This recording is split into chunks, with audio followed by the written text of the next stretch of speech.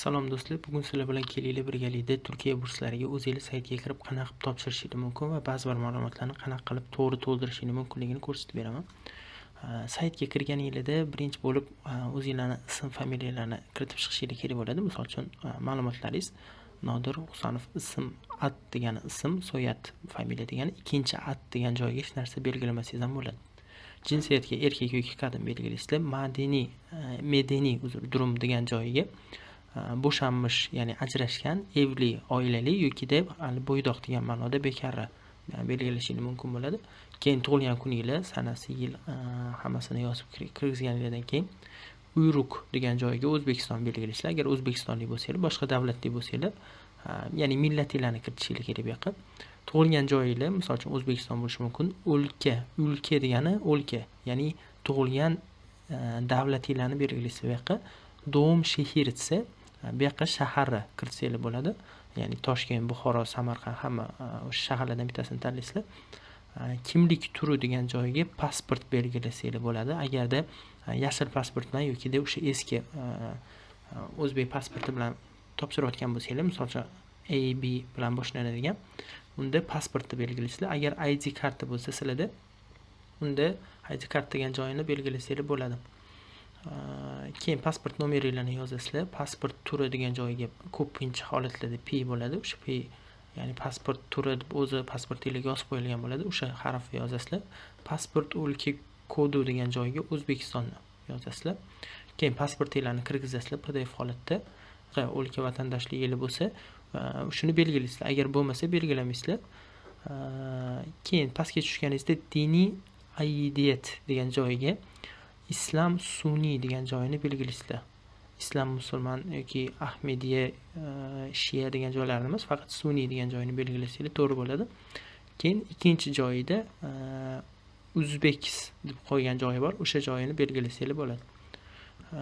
Keyin engellilik durumu degan joyiga agar nogironlik holati bo'lmasa, hech narsa belgilamaysizlar, sechinis degan narsa qolaveradi. Undan keyin rasm kirgizish joylari bo'ladi. Aynan mana shu yoqqa rasmiylarni kirgizsanglar bo'ladi. Keyin iletishim belgilari degan joyga o'tasizlar. Bu yoqqa o'lka degan joyiga albatta O'zbekistonni belgilasanglar bo'ladi. Keyin shahar degan joyiga qaysi shahardan bo'lsangiz o'sha shaharni belgilaysizlar. Posta kodi degan joyiga, misol uchun bizning posta kodimiz Mirzo Ulug'bek, aynan meni mahallamniki 100.034 bo'ladi. 37 bo'ladi. Bu narsani Google'dan qidirib topib olsanglar bo'ladi. Unaqa qiyin narsa emas. Shunchaki mahalliylarni, shaharlarni va tumaninglarni yozsanglar va posta kodi yozsanglar chiqarib beradi. Keyin bu yoqqa ev telefoni agar bo'lsa yozasizlar, bo'lmasa tashib ketasizlar. Cep telefoni degani telefon nomeringiz, o'zingizlarning telefon nomeringiz, o'shani yozib qo'yasizlar. Keyin jadde sokak, ya'ni ko'cha nomi, misol uchun bizda Xurdiyor bo'lsa, binoni raqami, agar uchastka bo'lsa, shunchaki bino raqamiga sonini yozib qo'yasizlar. Agar dom bo'lsa, kvartiralarni ham sonini yozasizlar, ya'ni domning soni va kvartiraning soni bo'ladi. Keyin iletishim belgilarim ikomat belgilarimdan farqlidir bo'lsa, bu yoqqa belgilaysizlarda davom etib ketaverasizlar. Ya'ni boshqa ma'lumotlarni kirgizasizlar. Misol uchun hozir yashayotgan joyimiz Xurdiyor bo'lsa, lekin propiskaga boshqa narsa yozilgan bo'lsa, boshqa ko'chaning nomi yozilgan bo'lsa, buni o'zgartirishingiz kerak bo'ladi. Agar hammasi ikkalasi ham bir xil bo'ladigan bo'lsa, hech narsa belgilamaysizlar bu yerda. Keyin qanchadan beri shu uyda yashayapsizlar, o'sha narsani ham belgilaysizlar. Oy va yil degan joyi bor. Misol uchun 10 oydan beri yashayotgan bo'lsanglar, 10 oy deb qo'yasizlar. 10 yildan beri yashayotgan bo'lsanglar, 10 yil deb qo'yasizlar. Keyin pastda sotsial media degan joyi bor. Bu yerda Facebook akkauntinglarni kirgizsanglar bo'ladi. Twitter bo'lsa, Twitter kirgizsanglar bo'ladi. LinkedIn degan ma'lumotlaringizni kirgizadigan sayt bor. O'sha narsani kirgizsanglar bo'ladi. Qo'shimcha Gmail-laringizni kirgizsangiz bo'ladi. Shunga o'xshagan ma'lumotlaringizni kirgizsangiz va boshqa Telegram, Instagram hammasini kirgizsangiz bo'ladi. Agar o'zingiz xohlasangiz. Keyin oila belgisi degan joyida oilaning ismlari va oila hali ham yashayaptimi yo'qmi o'sha narsani belgilaysizlar. Ha bo'lsa evet, yo'q bo'lsa hayır deb. Otalarning ismlari yashayotgan bo'lsalar ha yoki yo'q deb belgilaysizlar. Keyin misol uchun qayerda ishlayapti, agar ishlayapti degan narsani belgilasanglar, Misol uchun onani ismi yashayapti deb belgiladik. Keyin annem bir işte çalışıyor degani onam bir işte ishlaydi degan ma'noda. Agar buni belgilasanglar, pastda qayerda ishlashini kirishinglar kerak bo'ladi. Agar belgilamasanglar, ishlamaydi degan ma'no o'rtaga kelib chiqadi.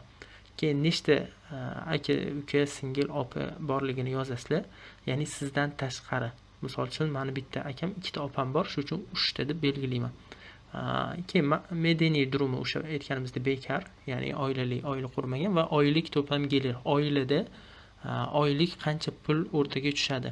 Eng balani 500 dan 1000 dollargacha deb belgilagan. Agar bundan ham ko'p bo'ladigan bo'lsa, 500 dan 1000 deb belgilasanglar bo'ladi. Agar kamroq bo'lsa, kamrog'ini belgilasanglar bo'ladi.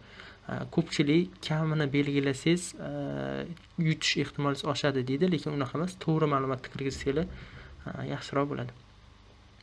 İletişim belgilari degan joyiga biza o'rta o'quv bu 8-sinfgacha bo'lgan sinf bo'lgani uchun lise degan joyini belgilaymiz. Lisedan misol uchun O'zbekiston belgiladik. Qaysi shaharda o'qiyotgan bo'lsangiz, o'sha shaharni belgilaysiz. Toshkent bo'lsa, aytaylik Toshkent. Keyin bu yerda o'quv listida bulamadim degan joyini belgilasangiz o'zi aytadi.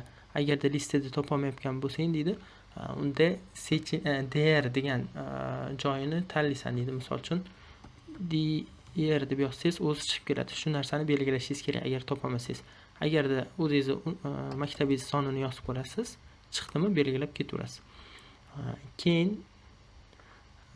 bu yerda ta'lim anaqangiz darajangizni yozasiz. Umumiy o'rta maktab bo'lsa, shuni belgilaysiz.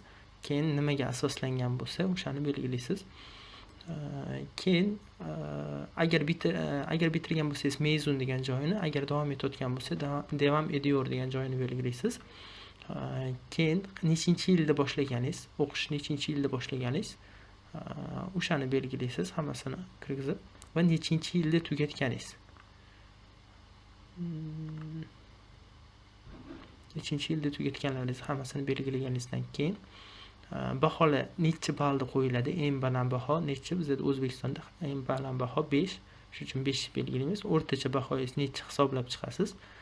Menda misol uchun rovni 4 bo'lgani uchun 4 deb belgilab qo'yaman. Keyin diplomingizni kirgizasiz. PDF holatda diplomingizni kirgizasiz. Undan keyin agarda maktab paytida qanaqadir yutuqlarga erishgan bo'lsangiz, bu yerda ha degan javobni belgilaysiz va pastida bashara alani degan joyiga mana shulardan bittasini belgilashingiz mumkin. Misol uchun maktab doirasida, shaharda, o'lkada, respublikada qaysi biri bo'lsa, o'shani belgilaysiz. Keyin nechinchi o'rinni olganingizni belgilaysiz. Keyin agar qo'lingizda hujjatingiz bo'lsa, o'sha farqli yorliqlar bo'lsa, bu yerda farqli yorliqingizni ham kirgizib qo'ysangiz bo'ladi. Keyin til ma'lumotlari bo'yicha ona tiliga o'zbek tilini belgilaysiz. Keyin qo'shimcha agar tillaringiz bo'lsa, bu qo'shimcha tillaringizni qo'shishingiz mumkin. Misol uchun ingliz tili bo'lsa, ingliz tilini yozasiz. Agar sertifikatingiz bo'lsa, buni belgilaysiz va sertifikatingiz qaysidan sertifikat oldingiz? Misol uchun IELTS bo'lsa, IELTS belgilab, necha sanasini bildirasiz va not degan joyda necha ball olganingizni belgilaysiz. Keyin hujjatingizni joylashtirishingiz kerak bo'ladi. Bu yoqqa turk tilini yozishingiz shart emas, chunki turk tilini bu qismda belgilaysa, turkcha belgisi degan joyiga bu yerda turkcha bilasizmi deydi. Misol uchun ha deysiz. Sertifikatingiz bo'lmasa ha deysiz. Aytaylik, qaysi sertifikat bo'yicha oldingiz deganda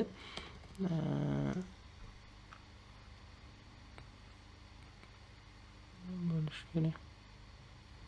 Yunus Emre instituti. Agar TSdan olgan bo'lsangiz, Yunus Emre instituti deb belgilaysiz. Keyin qaysi darajada olganingizni belgilaysiz va qachon olganingizni belgilaysiz. Keyin TS sertifikatingizni joylashtirishingiz mumkin bo'ladi. Hop, ish deneyimi, ya'ni tajribalaringiz haqida yozishingiz kerak bo'ladi. Tajribalaringiz haqida qayerda ishlagansiz, staj yapgan bo'lsangiz, shu joyini belgilab, qayerda staj yapayotganingizni belgilab chiqishingiz kerak bo'ladi. Misol uchun o'lka degan joyga O'zbekiston, firmani oti, necha oydan beri staj qilayotganingiz va nima mavzu bo'yicha staj qilayotganlaringizni hammasini kirishingiz kerak bo'ladi. Keyin pastda CV degan joyi bor. CV degan joyiga o'zingizni CV'ingizni kirishingiz mumkin bo'ladi. qayd etsangiz saqlanib bo'ladi bu. Akademik yetarlilik degan joyiga nima soha bo'yicha qanaqa sertifikat olgan bo'lsangiz o'shani belgilaysiz. Misol uchun TREOS bo'lsa, TREOS sinovi qachon olgansiz o'shani belgilaysiz.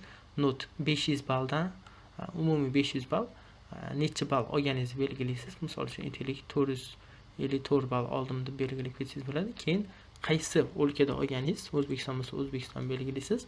Keyin o'sha TS sertifikatingizni shu yoqqa joylashtirishingiz kerak bo'ladi. Sotsial faoliyatlarga qanaqa sertifikatlar yoki qanaqa mukofotlar olgan bo'lsangiz, aynan shu yoqqa belgilaysiz. Udul degan mukofot, proje, qanaqa proyektga qatnashganingiz, sertifikat yoki qanaqadir grant yutgan bo'lsangiz, hammasini belgilab, ichiga ma'lumotlarni to'ldirib chiqishingiz mumkin bo'ladi. Keyin gönüllü aktiviteler degan joyi bor. Aynan mana shu yerda ham ma'lumotlarni kirgizsangiz bo'ladi, qaysi aktivitelarga qatnashganlaringiz haqida. Keyin Turkiya tecrübesi degan joyiga üzerlik turib, şu an Türkiye'de misiniz ya da daha önce Türkiye'de bulundunuz mu desa, agar oldin borgan bo'lsangiz ha deysiz. Keyin nimaga Turkiyaga borganingizni so'raydi.